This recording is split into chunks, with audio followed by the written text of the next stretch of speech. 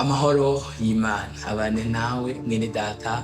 Ni iby'agaciro cyane ko Imana isubiye kutubwira ubuntu bwo gushobora guhumeka impumeko yayo, ariryo jambo ryayo ku buzima bwawe. Ikiganiro ni ubushobozi bw'ijambo cyane power of the word. Jewe ndakibashikiriza nkaba nitwa Nitezuwera Justin. N'ubuntu bw'Imana budasanzwe Imana itugiriye gushobora gusangira ijambo ry'Imana namwe, kandi nawe n'ubuntu bw'Imana ikugiriye kuri kurahema nk'uko ukumva biremeye. Hari ababigerageje mu bitariko birakunda, bamaze kuva mu mubiri, bamaze kuva mu mpemu z'abazima. So thank God for the breath of life, thank God for the gift of life. Ingabire y'ubuzima wishimira Imana cyane, Imana ikugiriye ubuntu ukaba ukiri muzima uyu munsi. Ndanezerewe cyane gose. Tumaze iminsi tuganira, nongera ndagusaba nimba uhezagiwe n'ijambo ry'Imana kumva riraguhezagiye, usangize abagenzi bawe. Video ni wayibona ukayisangiza abagenzi bawe, ntabwo uzoba ukoze ikintu kibi, uzoba ushigikiye ivuga butumwa, ushigikiye ubutumwa bwiza. Murungikire abagenzi banyu, nimba uri kuraba kuri Facebook cyangwa kuri YouTube cyangwa kurakurikirana kuri WhatsApp, urungikire abagenzi bawe. Hari abantu benshi bakeneye ubutumwa bwiza, hari abantu benshi bakeneye gukorwako n'ijambo, bakeneye kwibukwa n'Imana, bakeneye gukorwako na Kristo, bari no mu byaha bakeneye ijambo ry'agakiza, abandi bakeneye ijambo ry'ihumure, n'abandi bakeneye ijambo ry'ihumure. Muri mvye yavuze ngo mubwire abantu ivy'ijuru, mubwire ivy'ururutse imitima, mubwire ko bahiriwe, mubwire ivy'ubundi buzima, inyuma ya buno buzima, inyuma ya buno buzima bwo kubabazwa, bwo kuruha bw'ivyaha, biko hari ubundi buzima bwo kuzobana na Yesu Kristo. Mu gihe washoboye gutungana ukezwa, azogira iherezo ryiza y'ubundi buzima. Yesu Kristo aguhezagire cyane gose. Rero hari ijambo uriko turaganiraho Imana yashyize ku mutima wanje, ko ndasenga Imana irambwira ngo genda ubwire abantu yuko ari ibitagoye kuhoraho. Hari abantu bariko baracika intege, hari abantu bariko barabonera Imana mu bundi buryo, hari abantu bariko barafunga agakiza, hari abantu batariko barakizwa, batariko baragororoka, banse gukizwa muri nakizwa bizogenda uko canke kuriya. Ariko nagenda kubwire agakiza Yesu Kristo aragatanga, kandi amaze kugatanga agatanga no kugororoka, kandi amaze gutanga no kugororoka n'ibindi byose by'inyongera. Sikigoye kuhoraho. Bya bindi byose bikurikira wakijijwe, bya bindi byose bikurikira wamenye Kristo, bya bindi byose bikurikira mu Imana. Sikigoye kuri Yesu Kristo. Biri kwijambo rero bwa ngo ivyo sikigoye kuhoraho. Do you believe in Jesus? Do you believe in God? If you do, ivyo sikigoye kuhoraho. Ivyo uwumvisha matwi yawe kumva biragoye, sikigoye kuhoraho. Ivyo ubona bikomeye bihambaye, Paulo na Sila bari baboshwe imigozi, iminyororo ikomeye cyane, amaboko n'amaguru, bari ahantu hameze nko mu mbobani, batangura kuririmba. They began to sing, bararirimba. Kuri bo nk'abantu cyari kigoye gushobora kuva hajya, nta muntu yari kubugururira, cyari kigoye kuri bo. Ariko ntabwo cyari kigoye kuri Yesu Kristo.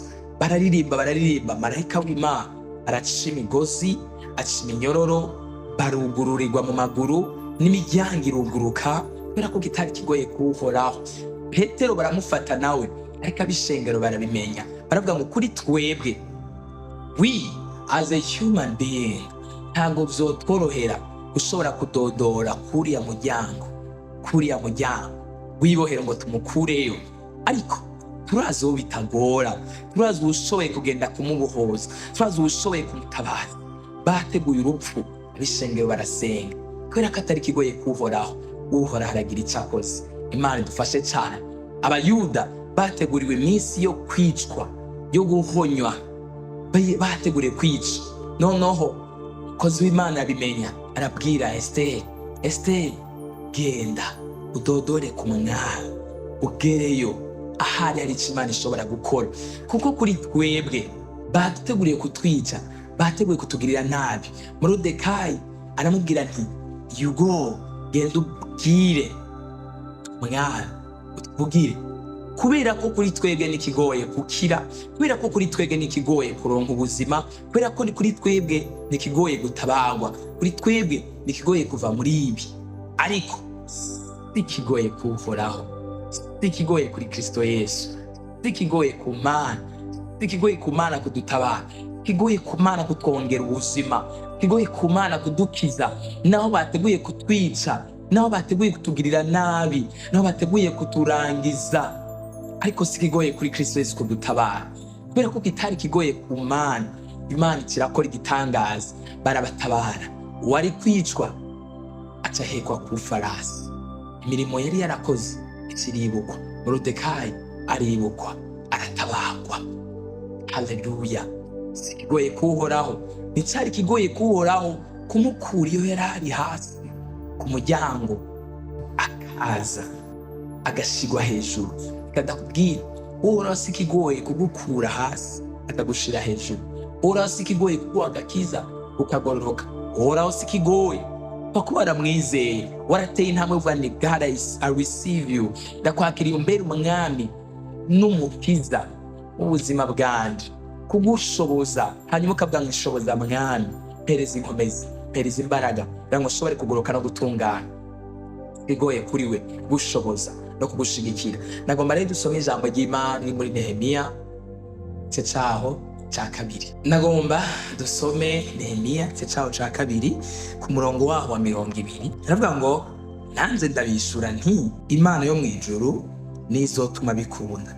Cyo gituma twebwe abasavyi bayo dushiraho ukubaka, ariko mweho nta mugabane, nta bubasha, nta n'icibutso mufise i Yerusalemu. Imana dufashe cyane. Ariko mwebwe nta mugabane, nta n'icibutso mufise Yerusalemu. Ndagomba magare kuri no jambo yavuze nti uhoraho ni azotuma bikunda, kandi ivyo sikigoye kuhoraho. Nehemiya agiye kubaka uruzitiro, baramuteye ubwoba, baramuca intege. Ako gakuta uri kurubaka n'imbwa yonyene igasimvye kosenyuka, koshobora kubomoka, koshobora kuja hasi. Hari ijambo umuntu akunda kumpezagira cyane. A man who is called David. David was a young boy, yari umuhungu muto, kandi aho Bibiliya dusoma ntago itwereka yuko kumbure yashobozwa yari afise inkota canke se bafise inkoho canke se ikindi kintu icyo cyose mu gushobora kugwanya amadubu n'intambwe. Kumbure bishobora kuba arivyo Bibiliya yanditse, ariko hari n'izindi circumstances yagiye ahura nazo mw'ishamba, nk'umuntu yaba mw'ishamba yibereye hakurya. Hari n'ibindi byinshi yagenda ahura navyo mu buzima, kumbure batari kwandika byose ngo bishobore gukwira urupapuro. Yarahuye n'ibintu byinshi cyane, yaragwanye n'ibintu byinshi cyane, ariko Imana kubera ko yaramutoranyije, Imana niyo yatumye bikunda, iramukura hariya hose, iramushoboza. Kubw'abantu cyari kigoye, kubw'abantu nikigoye umwana mutoya w'imyaka mike ya kugwana n'idubu. Sinzi ko ari umuntu ashobora kubaza idubu, irakomeye, ifite ingufu nyinshi cyane, ifite imbaraga zidasanzwe, ifite amenyo akarisha akomeye. Intare nayo nuko, intare irakomeye, irahambaye, ifite imbaraga nyinshi cyane. Bamwe mbere yitwa umwami, king of jungle, umwami w'ishamba, umwami wo mw'ishamba. So cyari ikintu gikomeye cyane rwose. Ibindi bikoko byose bitinya, n'abagabo batinya, n'abandi bantu batinya badapfa kwegera uko nyene, n'abantu badashobora gupfa kuyegera uko nyene. Ni igikoko gifite imbaraga, kandi ari cyo mw'ishamba coco aba ari cinkazi. Ariko kubera yuko Imana yari yamuhaye ubushobozi n'imbaraga, kandi yaramutoranyije, yaramushize ko grâce, iramutoranya, iravuga nti wewe naho uzoca mu menyo y'intare, naho uzoca mu menyo y'intambwe, naho uzoca mu menyo y'idubu, naho uzohura n'ifyisi, naho uzohura n'ibintu bibi, naho uzohura n'abicanyi, naho uzohura n'abagizi ba nabi, kuko nagutoranyije. Uzohura nabo bose bagusige amahoro, ugende kuko nagutoranyije, kandi kukurokora no kukuzigama. Sikigoye kuri jewe uhoraho, igoye kuri Kristo Yesu. Yaramushize ko iyo grâce. Ubu wewe uri kurankurikirana, hari ibintu wagiye uhura navyo, subiza amaso inyuma gatoya, ibuka bya bihe bibi, bya bihe by'ingorane, bya bihe by'amarira, bya bihe by'ibibazo, kwa gukubitika, kwa kuruha, kwa kunanizwa, bwa bukene, yanzara wagiye uhura nayo, God was with you. Warahuye n'ingwara kugeza abantu bavuga ngo oh, iby'iwawe birashobotse, urapfuye birarangiye. Hari inama nyinshi wagiye ukorerwa zo kugirirwa nabi, abarozi barakwicariye bagukorera inama, ariko kubera ko hari ubuntu Imana yari yagushizeko kugira ngo ikurindire ibikorwa byawe iso gukoresha biri imbere, irakuzigamye, irakurinda, irakwitwararika kubw'umurimo w'Imana wari imbere y'ubuzima bwawe, kubwo kukuzigama no kwitwararika, kubera abuzofasha, kubera abuzoba hafi, kubera yuko abazofungura bazojya ku bwawe, kubera yuko hari abuzofasha imfubyi n'abapfakazi uzorera, abandi uzogenda ufasha bitandukanye. Cyari kigoye kuri wewe gushobora kwikura muri bya bihe, cyari kigoye kuri wewe gushobora gusimba hahantu, bya bihe wiyumvira kwiyahura, bya bihe wabona udakunzwe, bya bihe wabona ari ingorane, bya bihe cyari kigoye kuri wewe, ariko cyari coroshe ku Mana. Imana yarahabaha. Komera Imana amashi aho uri, ushimira Imana mu mutima, ubwira Imana nti Mana, thank you, you been there for me, warangwanirira urantabara, urambera umwizigirwa. N'ubu rero ibyo Imana yakoze byari bigoye kuri wewe, ariko ntibyari bigoye kuri yo. N'ubu hari kigoye kuri wewe, ariko kitagoye kuri Kristo Yesu. Amen. Imana ikugirire neza kandi gushoboze kandi kugwanirire. Ndagira ndakubwire ngo ibyo uri kuracamo sikigoye kuri Kristo Yesu. Nehemiya yari yaratahuye ko Imana yamuhamagaye, ko yari Imana ariyo yamushizemo ubwo bushobozi kandi yashize. I like to see someone who has placed every faith, his or her faith, in Jesus or in the Lord God. Ndakunda kuraba no kubona umuntu yamaze gupasa ibyizigiro byiwe, yashize ibyizigiro byiwe muri Kristo, mu Mana n'ubuzima bwe bwose mu Mana. Bwani kuramuka kwanje ni Yesu, hazoza kanje ni Yesu, izo hanze ni Yesu. Ndagira ndakubwire ko Imana igukwiye ku kuboko rimwe ryonyine, rimwe once. Wora bica abadayimoni bagukorera, ariko Imana yacakuzigama kandi Imana iracyakurinze kandi irakomeje kukurinda kandi izokomeza no kukugirira neza. Imana idufashe kandi kuzigame cyane. Nehemiya aratahura ko Imana iri kumwe nawe, abandanya kwizigira Imana no kuyizera no kuyizigira. Imana iri kumwe nawe kandi Imana niyo kwizera. Ntucike intege, ntudendebukirwe, izobandanya kubana nawe. Icyo sikigoye kuhoraho. Warasomye mu Bami ba kabiri igice cyaho ca gatatu ku murongo wa 17 niho twahereye, avuga ngo kuri ko horahagize nta muyaga muzobona, nta mvura, ariko muzoronka amazi muri kino kiyaya, kandi Imana izobahereza imbaraga muneshe, izobagabura abanyemo wabo mu biganza byanyu. Imana izobahereza ubushobozi, Imana izobahereza imbaraga, izobagabura. Muvugishwa n'Imana, ariko Imana imuvugishije noneho ibaze, nta muyaga uzozana amazi, nta kiyaga kizoza ngaho, nta mvura izogwa, ariko Imana izobaha amazi. What mighty God! Imana ishobora kurema ikintu kitari, Imana ishobora gushira ikintu kitari. Yizere. Kubera kuri kuracika intege, kuri kurangaza ibyizigiro byawe, kuri kuratakaza ibyizigiro byawe, kuri kurapanga kuva ku Mana, kuri kurihebura, there is the Lord God has done in your life. Hari byinshi Imana yakoze mu buzima bwawe, hari byinshi Imana yagutabayemo, hari byinshi Imana yakwiyeretse. Do not give up. Ikanda kavuge kano kantu gashobora gutsitaza umwe cyangwa kagakomeza uwundi.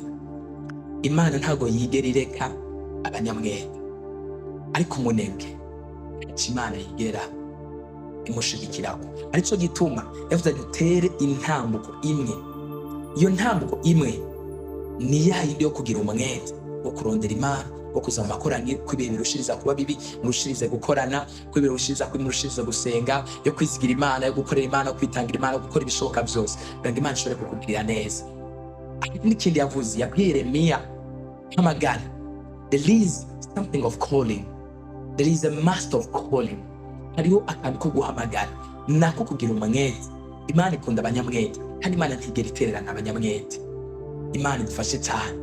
Haleluya. Yakobo yatwabimisha Esau kubera iki? Yabaye munyamwete, arakerebuka, agira n'ubwenge, arakerebuka, aratwara umugisha. Imana ikurinde kugira imwe muri bunebwe n'izina Yesu Kristo, kandi igushoboze gukora. Nuwakora ukagaragara, ugakora, ukizera Imana, ugakora ibishoboka kugira ngo Imana ikore, God will be with you and God will bless you. Later or soon, you will see the hand of God. Vuba canke hanyuma urashobora kuzobona ukuboko kw'Imana. Mbere ntuzoshobora uzobona ukuboko kw'Imana, kuko ntigera itererana abayizera n'abayizigira. Ubuntu bw'Imana n'imbabazi bya Kristo Yesu bibane nawe. Imana yo mw'ijuru nizotuma bikunda ivyo ubona bigoye, ivyo ubona bikugoye, ivyo ubona bitakoroheye.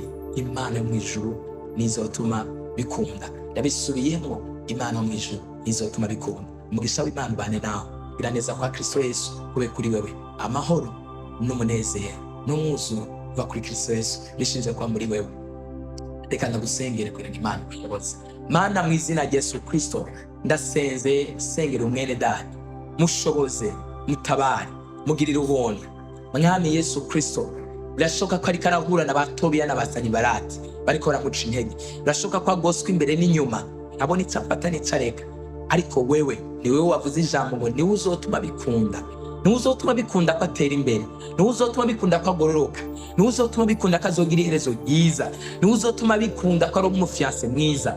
Niwe uzotuma bikunda mwami ko aronka amafaranga y'inzu. Niwe uzotuma bikunda mwami ko agororoka agatungana. Niwe uzotuma bikunda ko anesha icyaha. Niwe uzotuma bikunda ko agera aho yifuza kugera. Niwe uzotuma bikunda ko aronka amanota meza. Niwe uzotuma bikunda ko aronka urubyaro. Niwe uzotuma bikunda ko agera kure. Niwe uzotuma bikunda ko atera imbere. Father, nuzotuma bikunda. Make it happen in the name of Jesus. Umugisha wawe, ineza yawe, urukundo rwawe, imbaraga zawe, ubuntu bwawe birushirize kuba kuri we. Mwami Imana umushobozi, Mwami Imana mube hafi. Babazi zawe n'urukundo rwawe ndagushimiye ko ari cyo mukoreye mu izina rya Yesu Kristo. Amen.